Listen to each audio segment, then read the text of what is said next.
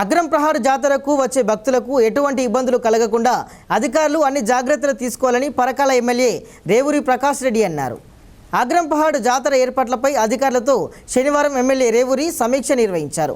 వీలైనంత త్వరలో పనులను పూర్తి చేయాలని కూడా అధికారులను కోరారు.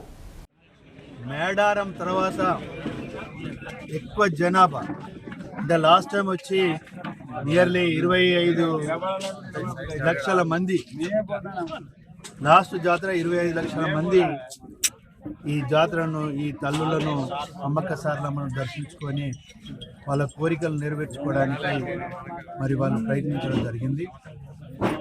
అదేవిధంగా ఈసారి కూడా మనం చూస్తే ఇంకెక్కువ మందిని మేము ఎక్స్పెక్ట్ చేస్తున్నాం. అది 25 నుండి 30 లక్షల వరకు కూడా వచ్చే అవకాశం ఉన్నది అని చెప్పి, కనుక దాన్ని దృష్టిలో పెట్టుకొని కావలసిన మౌలిక సదుపాయాలు, బేసిక్గా ఫస్ట్ బాత్రూమ్స్, లాట్రిన్స్, మంచినీటి సౌకర్యము, అదేవిధంగా లైటింగ్ సౌకర్యము, అదేవిధంగా బస్సు సౌకర్యము, అదేవిధంగా శానిటేషన్. ఎందుకంటే ఇంతమంది వచ్చినప్పుడు పరిశుభ్రత అనేది కూడా చాలా ముఖ్యము.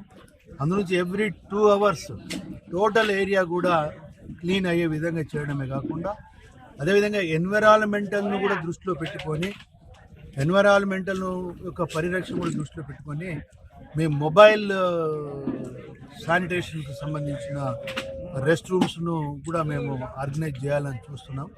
కొంత ఫైనాన్స్ ఎక్కువైనా అది చేయాలి అనేది ఒక ఆలోచన కూడా చేస్తున్నాం.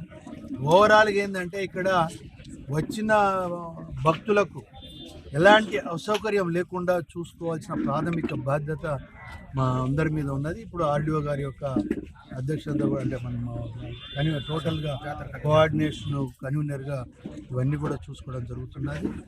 అందులోంచి భక్తులకు కూడా నేను విజ్ఞప్తి చేసేది, ఈవెన్ వరంగల్ నుండి కానీ లేకపోతే ఇతర ప్రాంతాలను కూడా బస్సు సౌకర్యాలు కూడా ఏర్పాటు చేయడం జరిగింది.